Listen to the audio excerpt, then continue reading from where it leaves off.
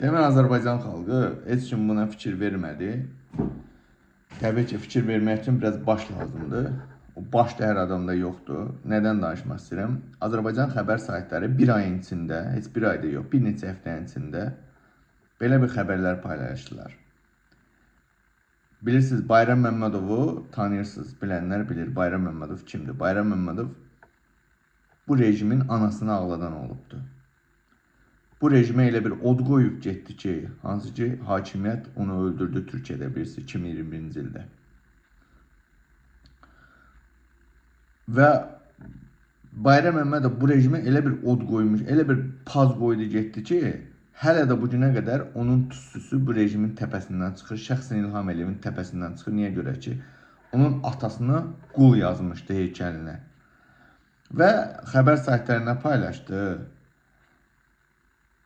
Əvvəlcə paylaşdılar ki, Bayram Məmmədovun qardaşı, yəni öz anasını öldürüb. Yəni Bayram Məmmədovun anasını Bayram Məmmədovun qardaşı öldürüb.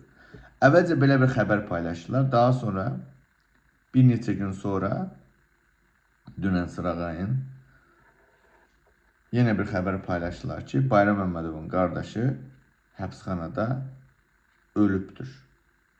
Öldürülüb. Təbii burasına gələcəm mən. İntihar da onda geyindirmək istədi bəzi xəbər saytları. Görürsünüz, Azərbaycan hakimiyyəti. Bilirsiniz nə deməkdir bu? Yəni ki, buradan o blogerlər də səslənir, ortada olan, olmayanlar. Bu rejim heç bir şeyi unutmayacaq. Görürsünüz, Bayram Məmmədovu başlayıblar. Birinci ailəsindən başladılar. Ailəsini bir-bir yox elədilər. Tamamən Bayram Məmmədov artıq heç Bayram Məmmədovdan geridə heç bir şey qalmadı. Əvvəlcə anasını öldürdülər. Daha sonra adını qoydular ki, oğlu öldürüb, daha sonra oğlunu öldürdülər. Həbsxanada. Bu rejimə nətər od qoyub getmişsə Bayram Məmmədov, İlham Əliyevin hələ də içində qalıb, o içindən çıxara bilmir. Buradan blogerlər deyirəm, ha. Bu rejim heç bir şey unutmayacaq.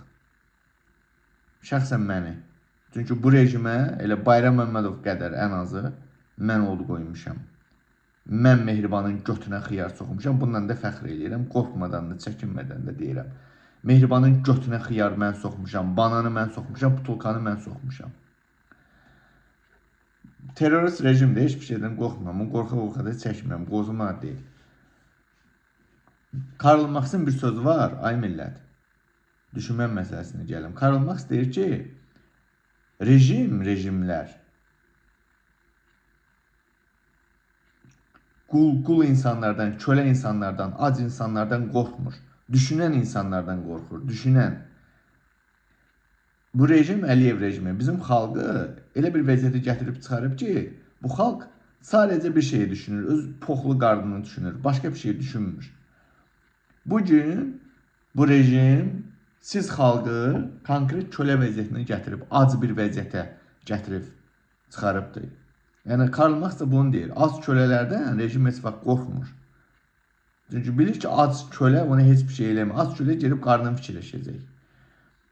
Rejim həmişə düşünən insanlardan qorxur. Hansı ki, bugün düşünən insanlar var ki, onları rejim hamısını şəlləyib atıb həbsə. Bayram Məmmədov da düşünən insanlardan biri idi. Hansı ki, düşündü, gözəl addım attı. Qoca diktatorun heykəlinə getdi, qul bayramınızı yazdı.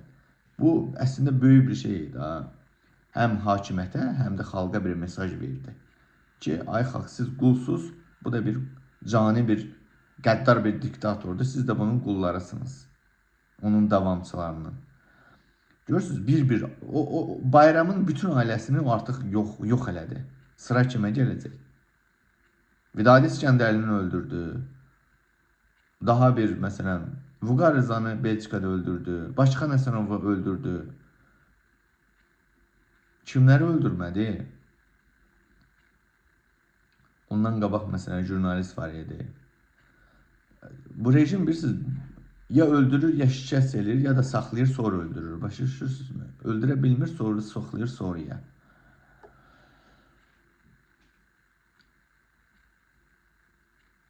Başa düşürsünüz, Azərbaycan xalqı. Mən bunu sizi qorxutmaq üçün də çəkmirəm videonu. bunun üçün çəkirəm ki, bu rejim çox qəddar bir rejimdir. Terörist bir rejimdir, baş kəsən bir rejimdir. Mən bu rejimə qədər qiyamətə qarşı buna and içmişəm özümə. Bu günə qədər mənə nə qədər pul təklif olundu, getmədim. Bu gün deyil. Bundan sonra da getməyəcəm. Çünki əbədiyyən Əliyev rejimi, bu terörist Əliyev rejimi qiyamətə qədər mənim düşmənim olaraq qalacaq. Qiyamətdə belə, o biri dünyada da bunlarla mən savaşacağam. Başa düşürsünüz. Siz də savaşın. Savaşın ki, rejim qorxsun sizdən. Savaşın ki, öz haqqınızı alasınız. Ən azı uşaqlarınızın gələcəyini xilas edəsiniz. Bu qədər.